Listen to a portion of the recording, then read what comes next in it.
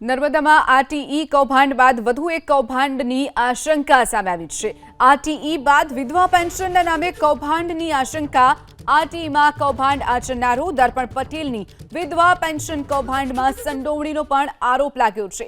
રાજપીપળામાં પતિ હયાત હોવા છતાં મહિલાઓ વિધવા પેન્શન મેળવતી હોવાની માહિતી સામે આવી છે। સૂત્રો તરફથી જે માહિતી મળી રહી છે, આરટીઈ પ્રવેશના કૌભાંડી દર્પણ પટેલની જ સંડોવણીનો આરોપ લાગ્યો છે।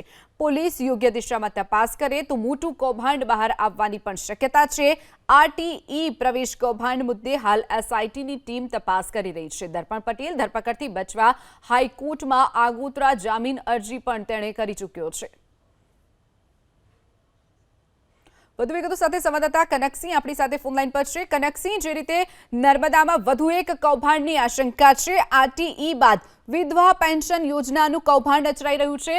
જે મહિલાઓના પતિ હયાત છે છતાં પણ વિધવા પેન્શનનો લાભ તેઓ લેતા હોવાના આરોપો લાગ્યા છે, શું કહેશો અંગે?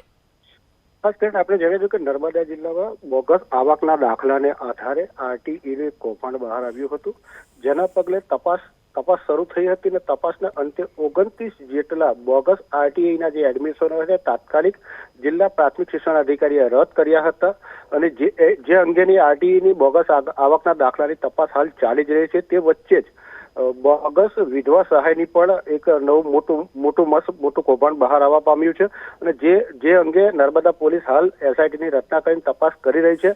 પણ જાણવા મળતી માહિતી મુજબ નર્મદા જિલ્લામાં અનેક જે પતિઓ હયાત છે છતાંય તેઓની પત્નીઓને વિધવા બતાવી અને વિધવા પેન્શનની સહાય મેળવવાનો એક મોટું મસ્ત કૌભાંડ બહાર આવે એવી શક્યતાઓ છે।